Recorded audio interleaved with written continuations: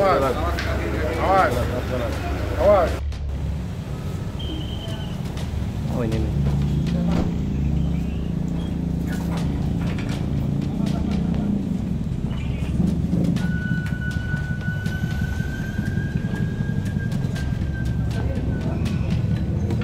Bapak izin, saya kasih tahu.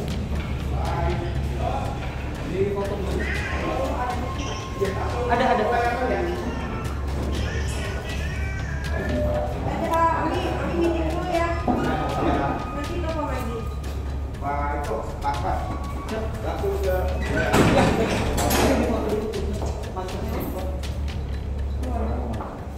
Tersangka Nikita Mirzani telah dilakukan penahanan karena sudah pula tahanan lalu kembali tahanan pemeriksaan untuk 25 Oktober sampai dengan tanggal 13 November 2022 di Rutan Serang. Karena dia merasa bahwa saya pada saat tengah malam didatengin rumah saya, digerebek segala macam. Setelah itu saya ditangkap di mal, tapi saya tidak ditahan. Tapi saya datang baik-baik di kejaksaan, saya langsung diperlakukan seperti ini. Itu aja yang dia bilang. Makanya dia bilang, Bang, saya akan berdoa biar Allah yang turun tangan. Kita itu aja. Sempat menolak, cuman kita kan persuasif aja ya, kita kan juga manusiawi juga, bagaimanapun juga rasa untuk ditahan kan selama ini kan yang bersangkutan tidak ditahan karena penahanan sudah beralih ke kejaksaan, jadi kita lakukan penahanan. Ya memang ya kita nggak tahu ya, karena kan harusnya tanya kepada si tersangka ya. Alat memang sudah ya kita sudah antisipasi dan kita sudah persiapkan sehingga bisa terlaksana. Hari ini dilakukan tahap 2 dan dilakukan penahanan. Kenapa ditahan? Kenapa polisi tidak menahan? Saya tahu itu mempunyai kewenangan masing-masing, tapi di dalam persoalan-persoalan tertentu ada yang luar biasa terjadi pada diri kita. Dia digerebek tengah malam, digerebek subuh, ditangkap di mal, tapi ini tidak dilakukan penahanan karena kemanusiaan, karena dia mempunyai seorang anak. Tapi beda dengan persoalan ini, makanya Niki bilang biar hukum Allah yang akan turun tangan. Dia berdoa, doa yang orang yang didolimi insya Allah dikabulkan. Nah, itu aja. Pertimbangan ditahan adalah pertama adalah alasan objektif, yaitu pasal 21 ayat 4 bahwa ancaman pidananya di atas 5 tahun. Kemudian alasan subjektif adalah pasal 21 ayat 1 KUHP mengatakan bahwa supaya terdakwa tidak mengulangi perbuatannya, terdakwa tidak melarikan diri, dan terdakwa tidak menghilangkan barang bukti. Perjalanan kasus hukum yang menyeret Nikita sebenarnya diwarnai sejumlah kejadian yang cukup mengejutkan banyak orang. Masih segar dalam ingatan publik saat Nikita digerebek jam 3 pagi pada pertengahan Juni tahun 2022 yang lalu. Penggerebekan itu pun menjadi pemberitaan yang cukup menyita perhatian publik. Juga saat Nikita diciduk pihak kepolisian di Mall Senayan City beberapa waktu yang lalu. Dan yang menghebohkan tentu saja penahanan Nikita yang diwarnai teriakan histeris hingga suasana di Kejari Serang tampak begitu dramatis. Lantas, seperti apakah tanggapan kuasa hukum Nikita terkait proses penahanannya yang begitu alot dan diwarnai teriakan histeris? Ya, saya mohon supaya hukum Allah yang turun tangan dengan persoalan ini. Dan itu aja yang saya sampaikan. Dan dia yakin bahwa siapapun yang mendolimi siapapun, pasti Allah akan turun tangan menyelesaikan permasalahan. Dan itu aja, dia nggak mau bicara apa-apa, dia tidak menjelaskan apa-apa. Itu saya serahkan lagi ke penilaian masyarakat ya, karena kan sekarang semua sudah tahu nih, sudah pinter, sepenting apa, tentunya semua masalah penting ya, cuman urgensinya apa gitu. Atau mungkin diduga Niki akan melarikan diri mungkin, atau Niki tidak kooperatif mungkin gitu. Tapi apapun kan kita sudah sama-sama menyaksikan ya, Niki kooperatif ke sana dan pihak kepolisian juga ada alasan untuk datang ke rumah Niki. Menurut aku kalau penggerbakan sih terlalu ekstrim ya ngomongnya, mungkin memang ada ada upaya untuk memeriksa Niki.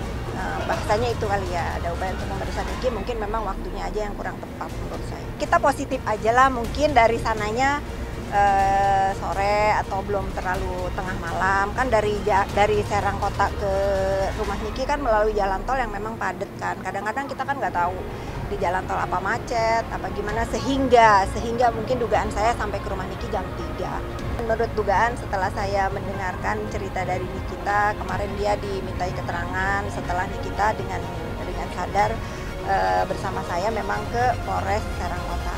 Menurut Nikita adalah undang-undang ITE.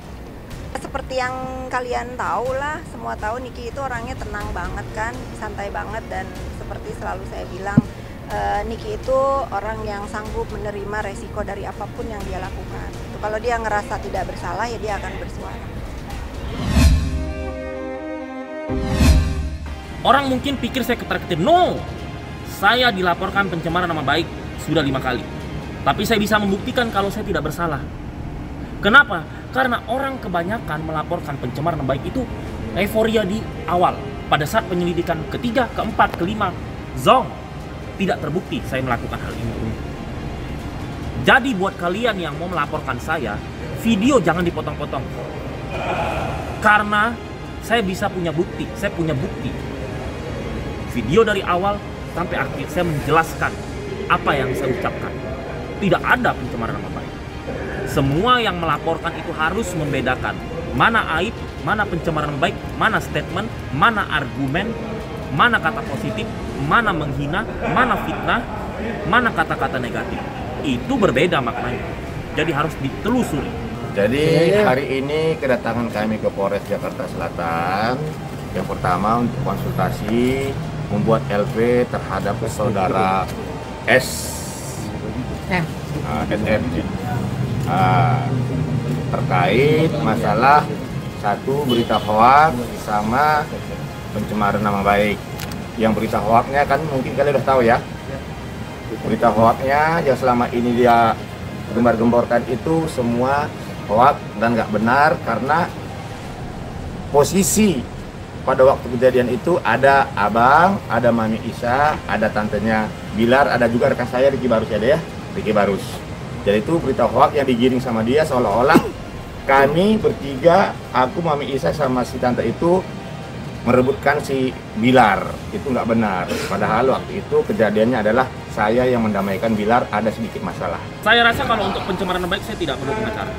Tidak perlu pengacara ya, Bang? Kecuali kalau saya terancam hukuman di atas 5 tahun, pembunuhan, perkosaan, atau perampokan, narkoba, korupsi, ya itu harus pakai pengacara. Karena sudah pasti kita bersalah.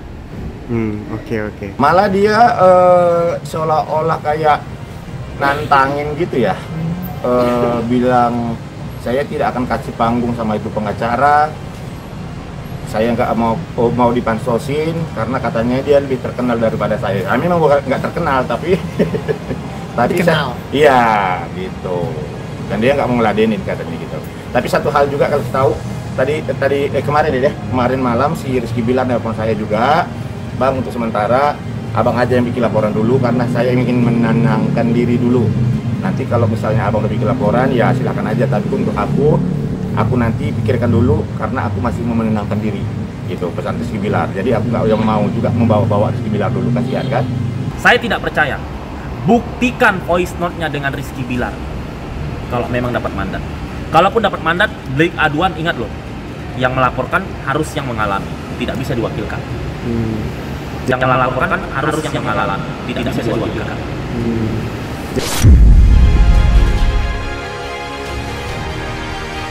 Pansos dengan Satria Mulia, karena tanpa menyebut nama Satria Mulia Raja Bangsawan atau Nikita Mirjani, dia tidak masuk TV. Pansosnya dalam bidang apa? Pansos ke siapa nih? Pansos ke Bilar. Nah, ini saya jelasin. Kasus saya yang dipansosi sama IT berbeda dengan saya mengucapkan statement kepada Rizky Bilar. Kenapa? Setiap public figure yang terkuak di suatu negara, apakah itu prestasi, sensasi, negatif, atau positif, maka jika Anda tinggal di negara besar seperti Indonesia yang penduduknya 264 juta, mau Anda tinggal di Amerika, mau Anda tinggal di Cina, mau Anda tinggal di India, Indonesia, ketika ada seorang public figure terkuak, tidak bisa kita menutup mulut ratusan juta umat yang hidup di negara tersebut. Benar apa tidak? Benar. Kalau tidak ada speak up, nggak viral, kasus nggak jalan. Harusnya kalian ya netizen atau fans-fansnya RB bersyukur, fans-fansnya Lesti bersyukur ada orang-orang yang speak up. Kebayang nggak banyak kasus yang tidak viral, tidak terpromo, tidak jalan. Jadi kita nggak bisa mengatakan orang pansos-pansos. Tidak ada pansos kalau seseorang itu hidup di negara yang berpenduduk ratusan juta. Kalau tidak mau dipansosi, tidak mau dikomentarin, tinggal di gunung sama burung. Pasti nggak ada yang pansos. Ya, tadi yang bilang waktu kejadian itu ada rambut gondrong, ada Mami Isa, dan ada terjadi lempar-lemparan kursi sama apa deh yang terjatuh-jatuh itu ya. Gitu. Padahal itu nggak ada. Dituduh atau dikatakan, kalau saya mengatakan bahwa ada seorang laki-laki bernama IT yang ketika ada perkelahian di kafe yang ada RB, itu ada dia. Padahal saya tidak mengenal dia. Saya tidak mengakui kalau saya melihat dia. Saya hanya menyebutkan ada pria berambut gondrong. Pria berambut gondrong di Kalibata banyak, bukan cuma dia.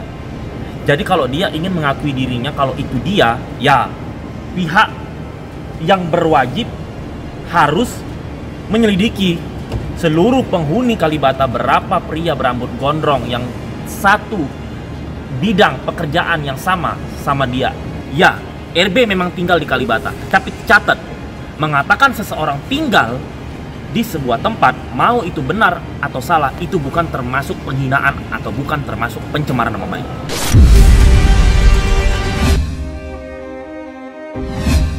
Mas Baim itu sudah diperiksa 2 kali.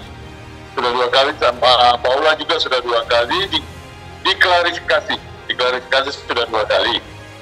Kemudian yang terakhir sekali kemarin hari Senin tanggal 24 Oktober ada 4 orang kru yang dimintai keterangan, diklarifikasi oleh penyidik Polres Jakarta Selatan.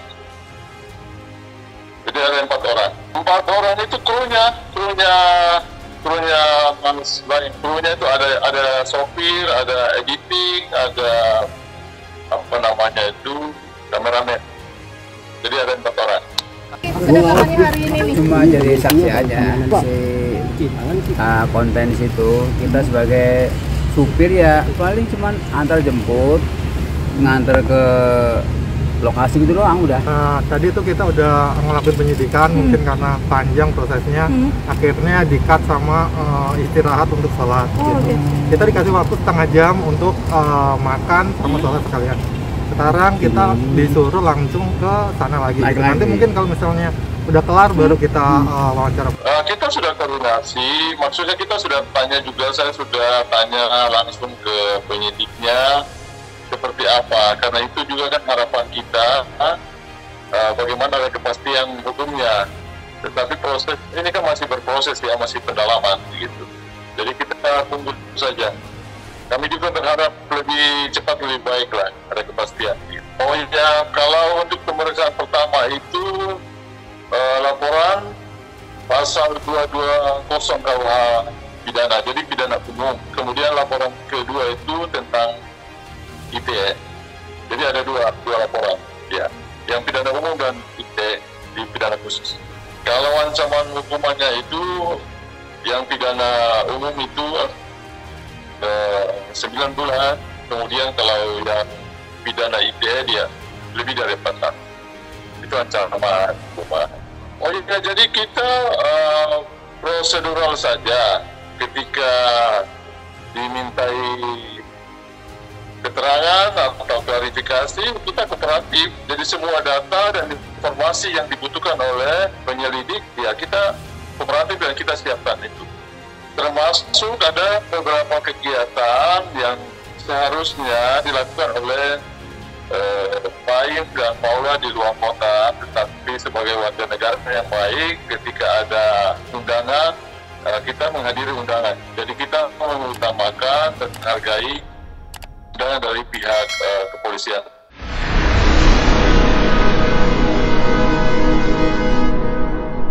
Jadi jangan lupa untuk subscribe Cumi Cumi. Ditekan ya tombol lonceng merahnya.